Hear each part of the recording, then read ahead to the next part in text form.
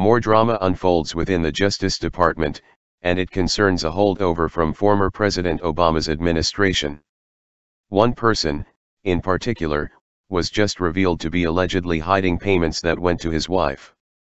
The payments reportedly came from Fusion GPS and went to Bruce Orr's wife. According to reports, Orr was supposed to file for a conflict of interest waiver from the Department of Justice. He failed to seek that waiver, and in return, it now appears as though he purposely hid the payments going to his wife. That in and of itself is a major conflict of interest. His wife's name is Nellie Orr. She was supposedly working for Fusion GPS while Fusion was apparently caught paying Christopher Steele to craft a dossier. Steele is an alleged former British spy who may have used his former or current stats to take the dossier to the next level and prod a stern finger to trigger people into a Russian investigation. Fusion GPS payments to Nellie Orr were allegedly for her work to analyze and research Russia.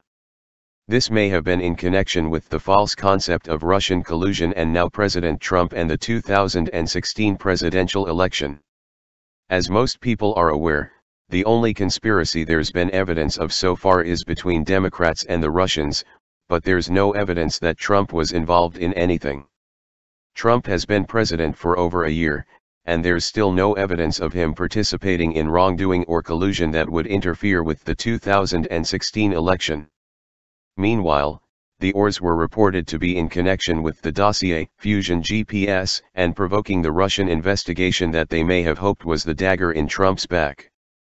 Conservative Daily Post provided more information on the Orr situation.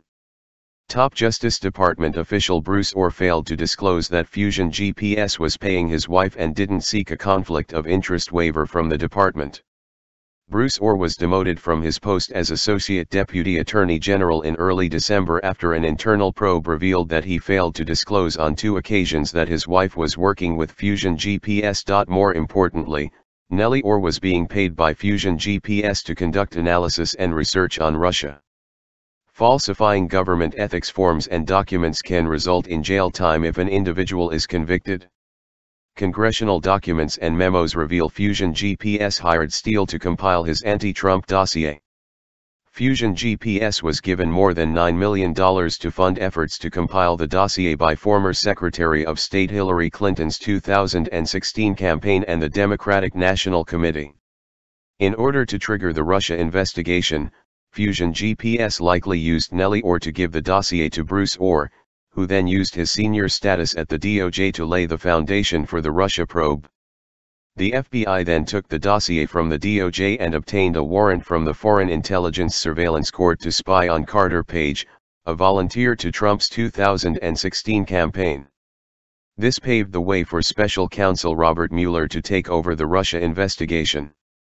That's called collusion, and it's not a coincidence that Orr lied on 2 separate occasions about his wife's role at Fusion GPS. Now it appears as though Democrats were working together to put the dossier through the wire and make it into a big thing. That sparked the nonsensical distractions surrounding the Russian collusion theories, but their attempted sabotage backfired. The fingers now point the evidence towards the Democrats as they're caught in their own scandal and are burying their heads in the sand as their party panics and fall apart at the seams. Former President Barack Obama must be laughing as this unfolds, but he could also be worried that something points back towards him or Michelle. The attempt to knock the Trump train off the tracks has been unsuccessful. Every time the Democrats throw something shady towards President Trump, they get it tossed right back like a hot potato. There's only so much fake information that the Democrat Party can pass around or create out of their miserable boredom, but none of it is working to remove Trump from the White House.